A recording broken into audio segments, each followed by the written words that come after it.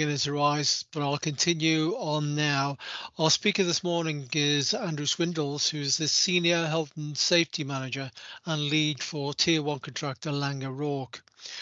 For those who are not familiar with Laing O'Rourke are an international engineering construction company well known for delivering state-of-the-art infrastructure and building projects for clients in the UK. And they're currently delivering the Everton Stadium at Bramley Moore Dock, which is by far the biggest stadium development in the northwest of England, circa 600 million. Andrew joined Laing O'Rourke about 8 years ago, and he's worked on some well-known sites such as the Alderhay Children's Hospital, the Etihad Stadium extension. I've no idea who Etihad is or Manchester City. Llanllwyd Hospital in North Wales, and more recently, Manchester Transformation Project from 2016 to 2020. Andrew has been recognised for his significant contribution towards health and safety, construction health and safety, and he has received the Health and Safety Team Award by ROSPA in 2019, ROSPA Award for Innovation 2019, and 3 ROSPA Gold Medals, and also the Client Award MAG for Best in Class for Health and Safety. So there's no pressure here, Andrew, but obviously we're setting you up here. Overall, recently he's hosted 12 senior members of the Health and Safety Executive. For generally, the Health and Safety Executive are people who come knocking on your door. So obviously, Andrew must be doing something right because they're knocking at his door, wanting to come and see what Laing O'Rourke are doing. And Andrew actually led a presentation, Modern Methods of Construction, including today's immersive learning topic. So I'm sure there's many more accolades to come. I'm delighted to hand over the proceedings to Andrew to share his knowledge, abilities, training, and also extensive experience. Over to you, Andrew. Thank you. Thanks, Henry, for having me on. So today's presentation is all around immersive learning. So immersive learning is an enhanced learning experience that comes under the umbrella of extended reality, or some of you might be aware of the term XR. So how XR affects people from a building services perspective, what we will see over the years to come will be a lot more augmented reality, virtual reality, mixed reality provision to enable us to commission and train and hand over assets. So it's an emerging technology.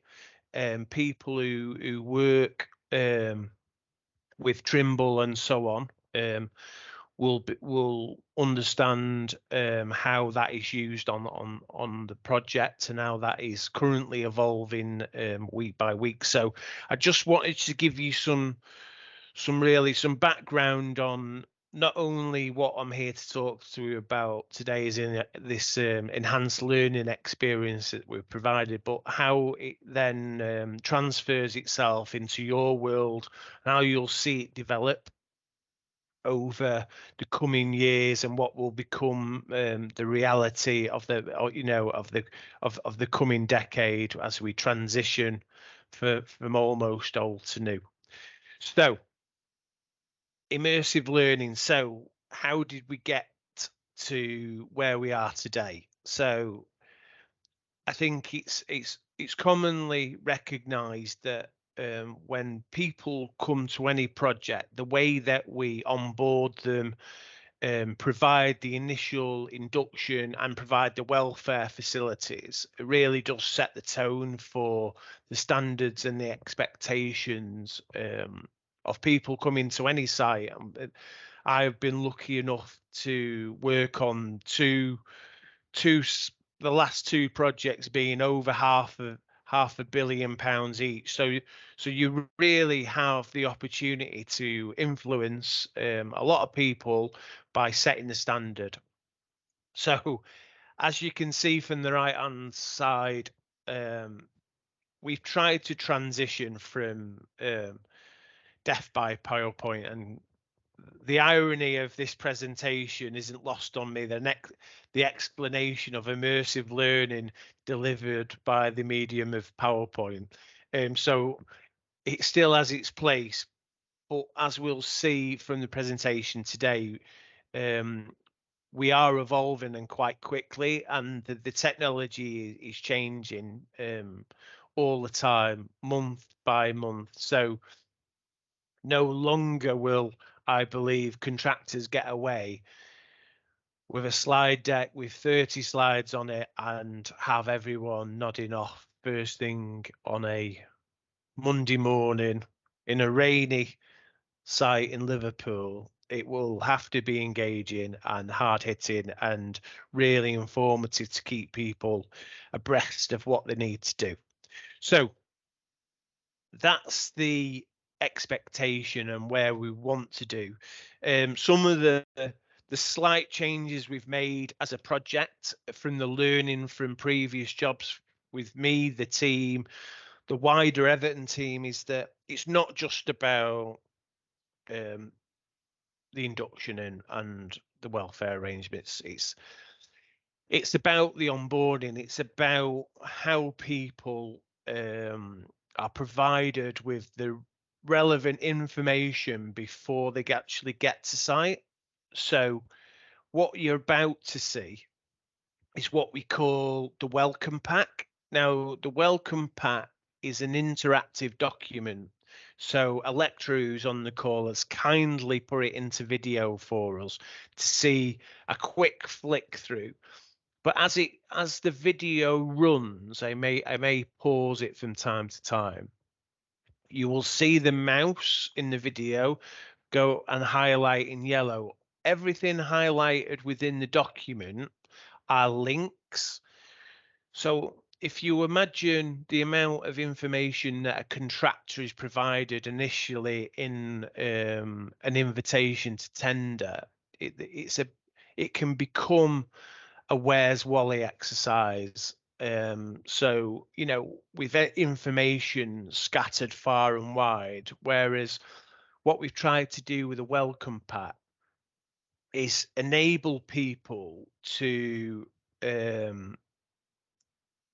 get to know the new city environment in which they're coming to work in.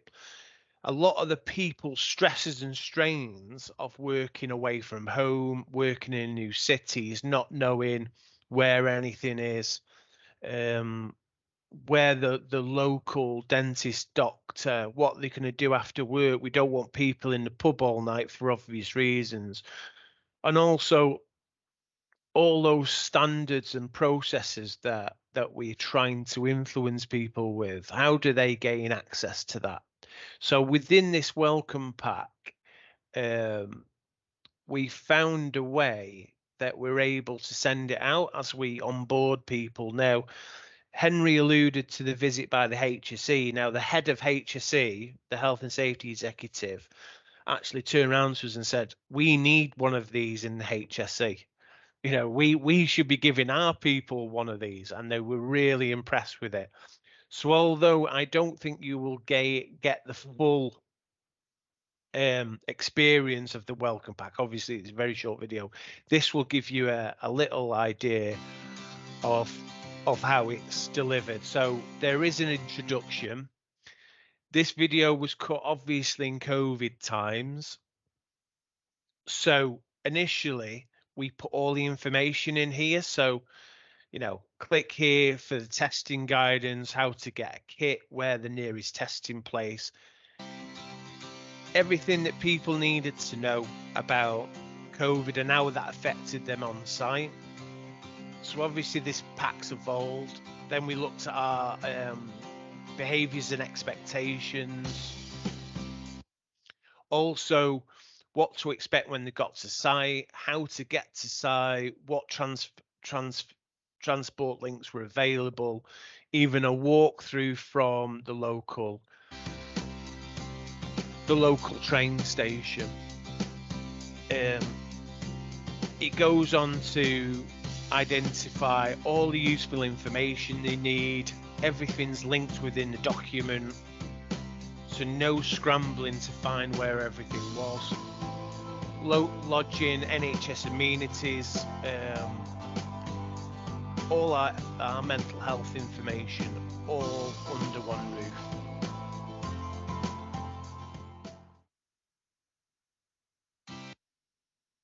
So it really enables us to influence the people coming to site, because when they receive a document like that, they automatically understand that they're coming to somewhere that's a little bit different.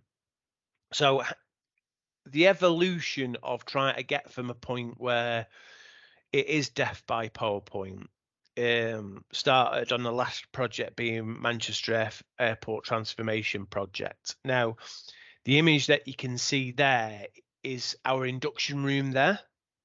So what we did was we graphically wrapped all the walls with all the information you'd need. It was like which enabled us to brief everyone. So on the floor was the full logistics of all the 7 major projects, all the links into the project, where the welfare was, where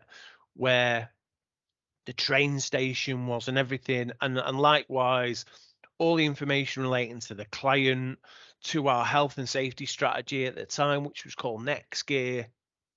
And then the right and left of the wall, we had each major project, and then each one was QR coded, so you could see the animations and videos that we generated. And although this was a massive leap and really impressive, it was really static and not inexpensive. So each wall could cost up to £4,000 to wrap. So if you're on a major project for 3 or 4 years, you can really see what a job it is to design each wall each time, have it made, have it fitted.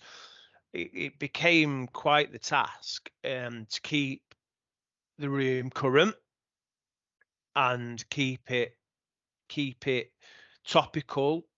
So when we started to plan for the Everton Stadium project, we said, well, there's certain things we want to do differently.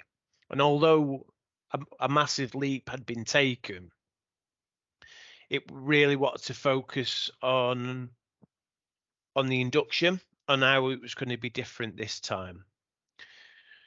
So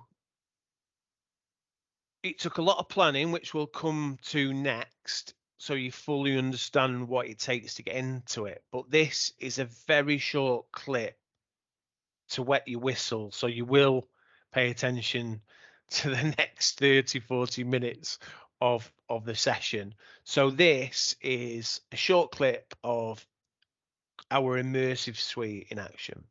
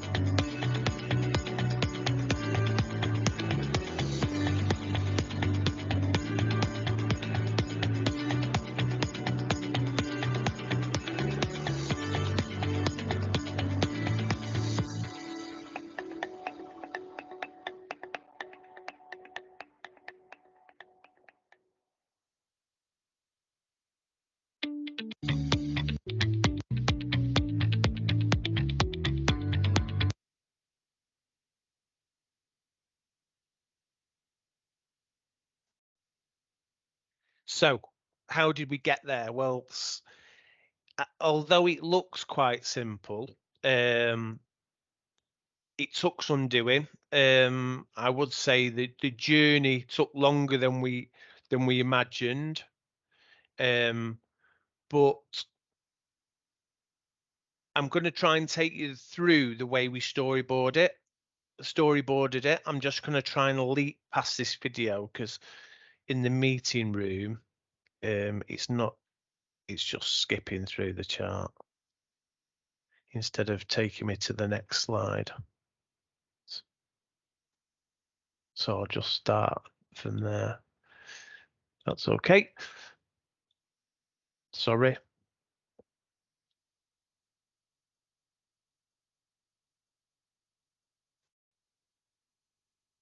Here we go.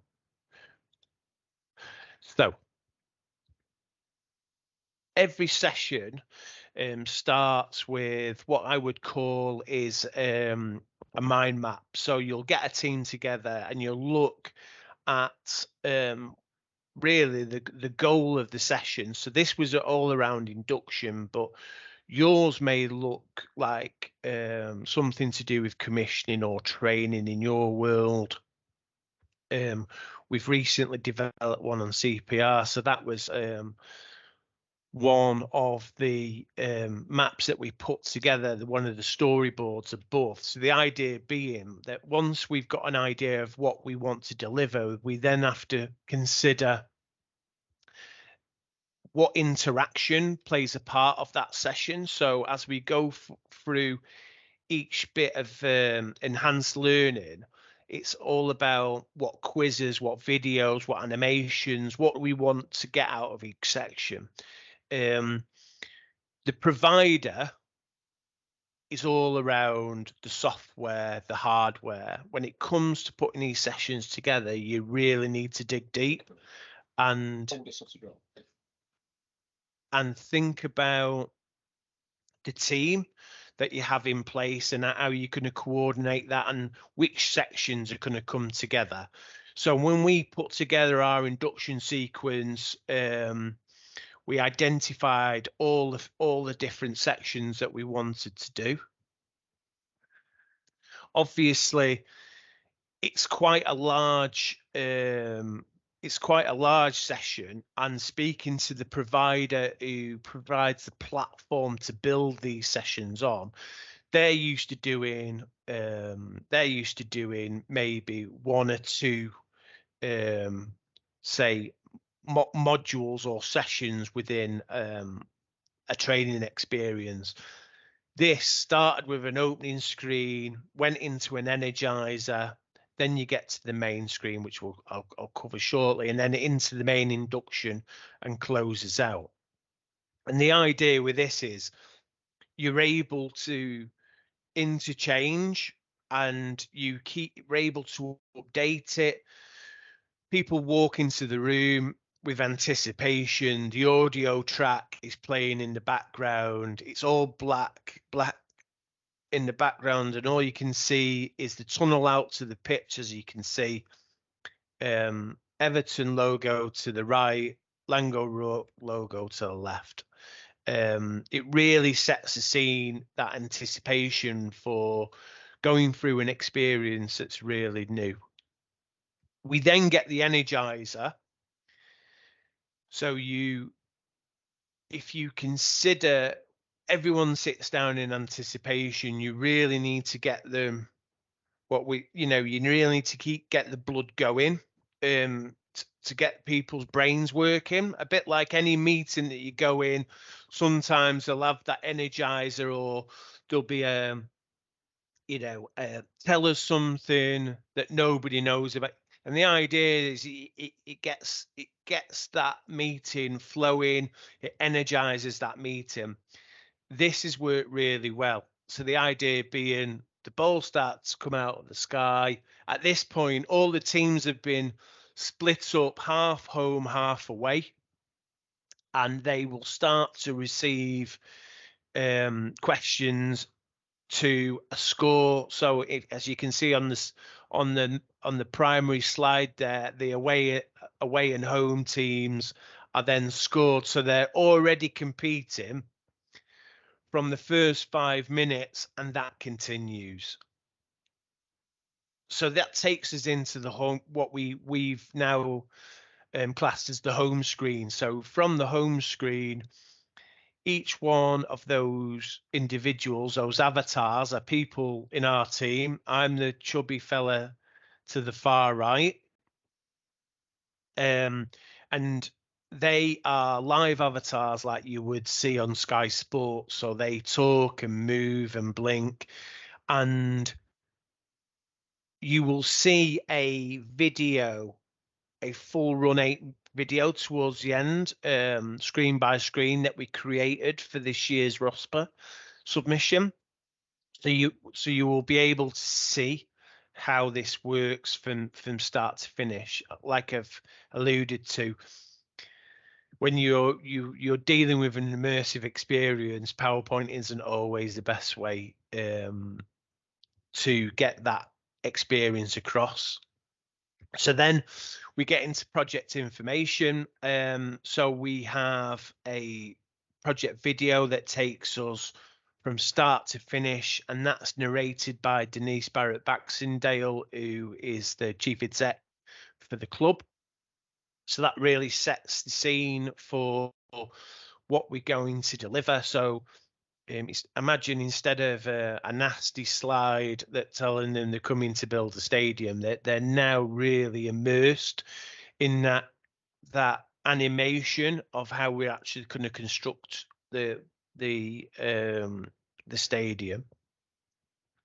That then takes us into client relationships. So the client relationships talks about branding. So I always use the expression that Everton FC and Lango Rourke are 2 brands, and that we need everybody in and around the stadium to represent them brands in a positive way.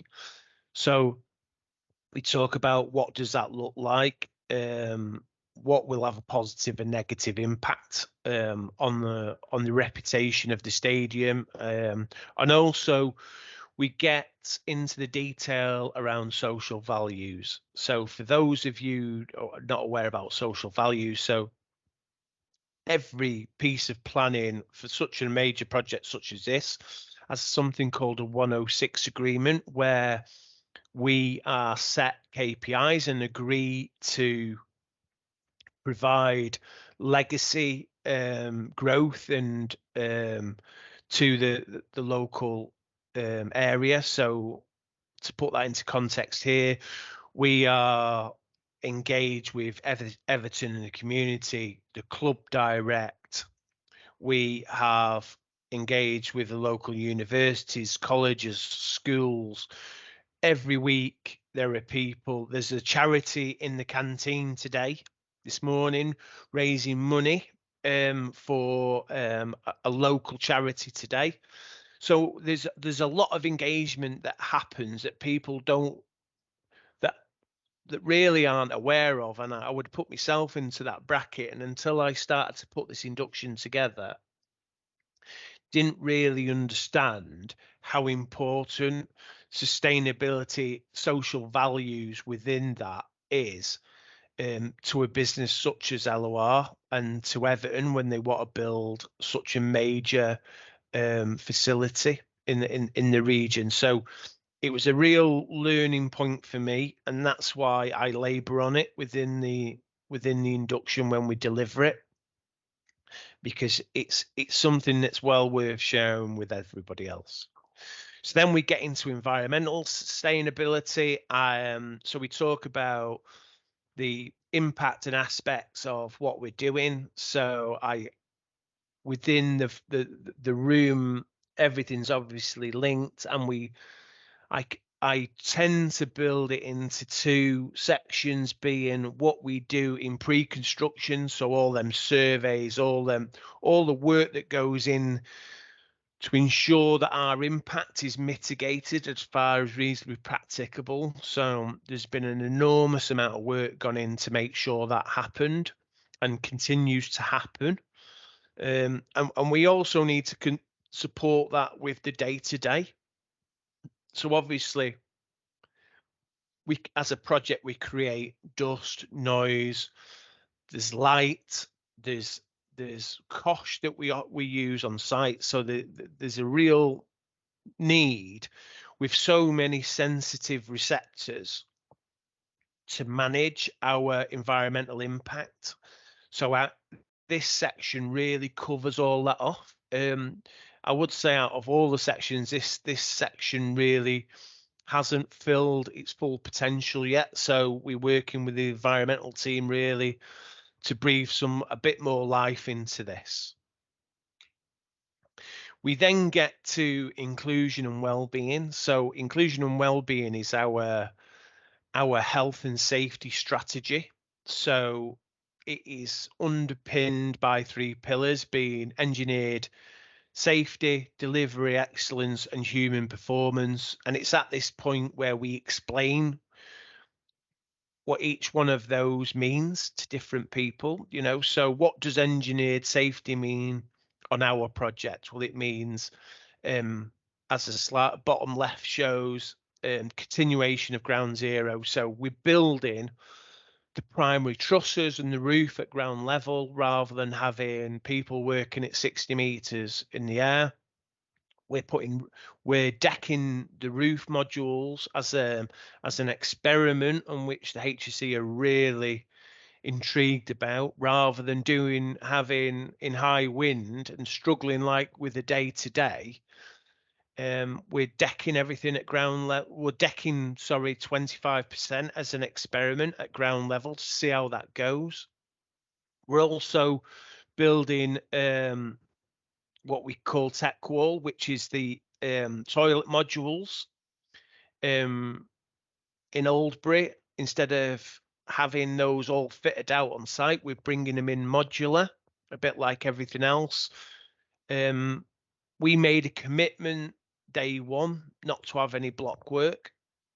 So if you go to any football stadium up and down the country, every concourse will be full of 6-inch block work. We haven't got a single block on the job. And there's been a massive amount of work being carried out to make that happen. And again, the current initiative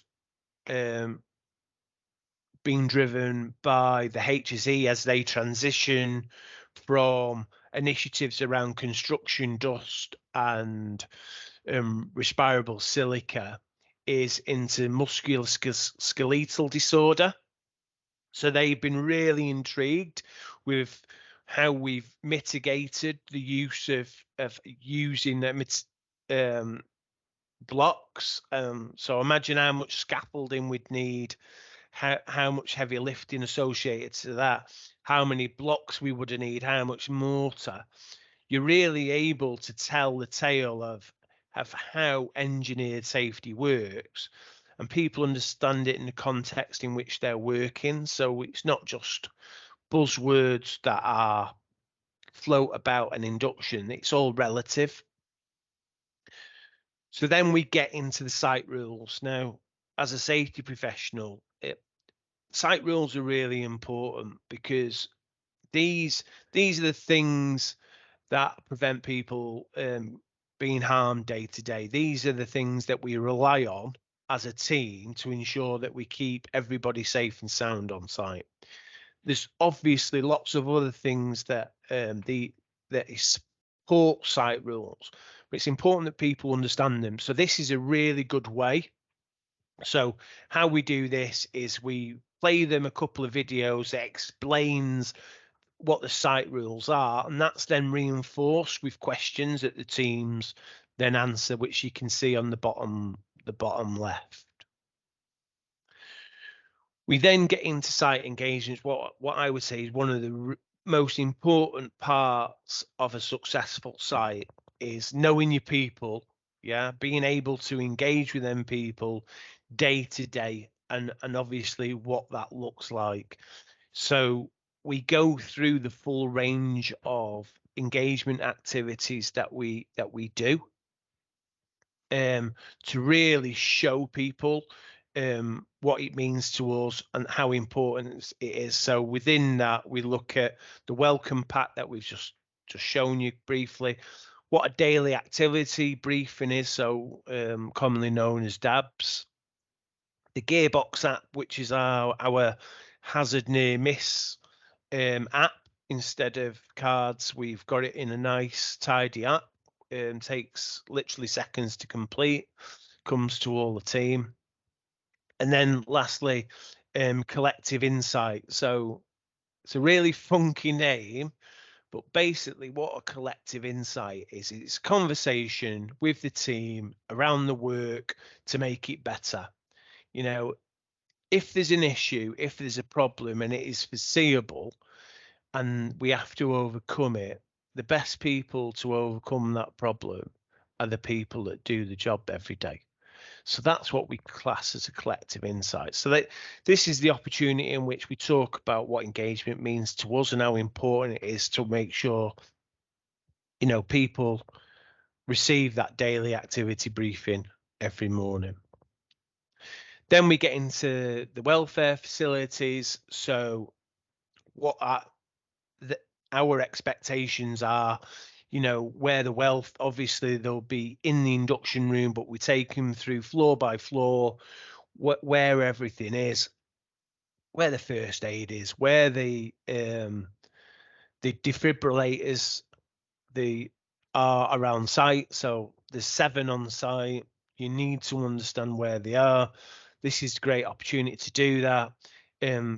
Enables us to talk around the evacuation process with, you know, the best part of 20 meters of wall with 360 video on it, and each bit is what we call hot spotted. So we press away, make it a lot more engaging.